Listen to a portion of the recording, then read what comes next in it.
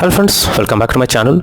In this video tutorial, I will show you how to fix League of Legends failed to launch after Vanguard update error on PC. So if you are also coming across this kind of error, no need to worry, just follow the methods discussed in this video. So the very first method is to restart your PC. So for that, you have to click on the Windows icon, click on power and then select restart. So this will restart your PC. Once your PC restarts, now check if the problem is fixed or not. If not, next is to check server status of the game. So go to the Riot game service status. So I have already provided the link in the description. You just have to copy and paste it over here. After that, select the game and then check if any server downtime is going on. If yes, you have to wait for some time, and after that check if the problem is fixed or not. Next is to restart VGC service. So for that, you have to go to the search option, search for services. After that, here you have to search for VGC, select it, right click on it, click on properties. Here in the startup type, you have to select automatic, and after that click on start option.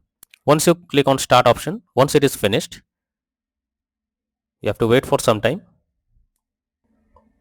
So once you have done this, click on apply and then click on OK. After that, check if the problem is fixed or not. Next is to change registry editor settings. So for that, you have to press Windows plus R and have to type reg edit, and once it is opened, you have to find this one or search for this path, and after that you have to search for dev override enable and set the value data to 0 if it is present. And after doing this, now check if the problem is fixed or not. If not, next is to reinstall Riot Vanguard. So for that, click on the arrow icon over here, select Riot Vanguard, right click on it, click on advanced and select uninstall Vanguard. After doing this, you have to restart your PC once, and once your PC restarts, after that launch the game and check if the problem is fixed or not. If not, next is to contact support. So lastly, when nothing works, then you should take help from the support team.